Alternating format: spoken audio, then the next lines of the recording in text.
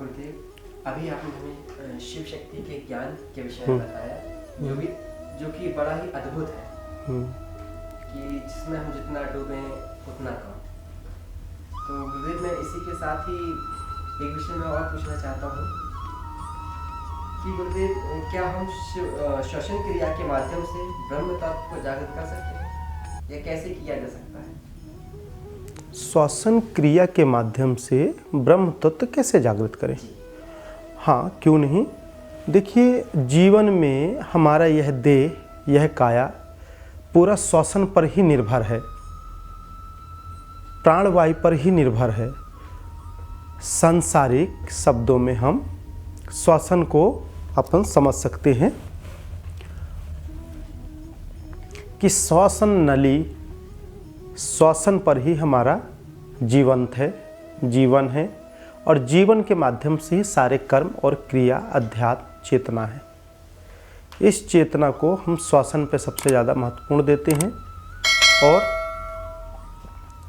दुनिया के सांसारिक जीवन यापन के लिए जो भी कर्म या स्वस्थ या रोग बाधा है, यह हमारे श्वसन पर निर्भर करता है।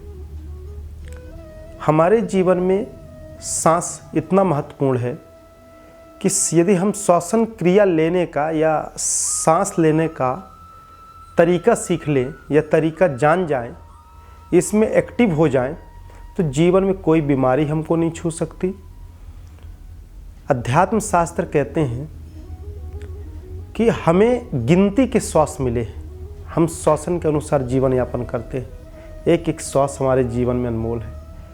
योगी लोग अपने जीवन को बढ़ा लेते हैं, उम्र बढ़ा लेते हैं, ओम कहकर साधना करते हैं, अपने श्वसन क्रिया पर काबू रखते हैं, श्वसन क्रिया को रोककर शस्त्र दल में ले जाकर कम प्राणवायु में रहते हैं, तो उस अनुसार उनकी ऊर्जा, चेतना बची रहती है, श्वास बचा रहता है, जो आगे चल के काफ़ी लंबी उम्र तक का सफ़र कर पाते हैं, यदि ऐसा हम लोग रखते हैं। जैसे श्वसन की कुछ गणना है कि हमें पढ़ने में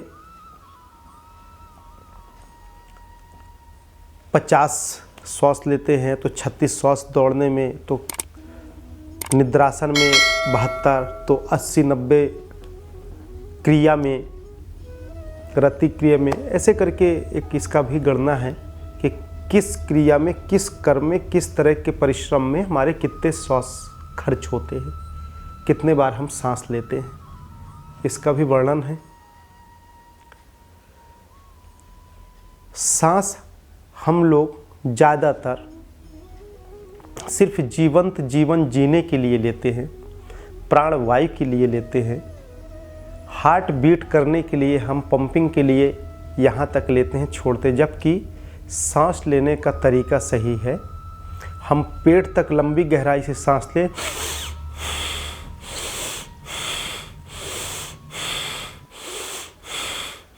यदि हम लोग पूरी गहराई तक अंदर सांस लेते हैं और छोड़ते हैं, तो हमारा नर्वस सिस्टम बहुत अच्छा रहता है, बहुत अच्छा अनुभव करते हैं।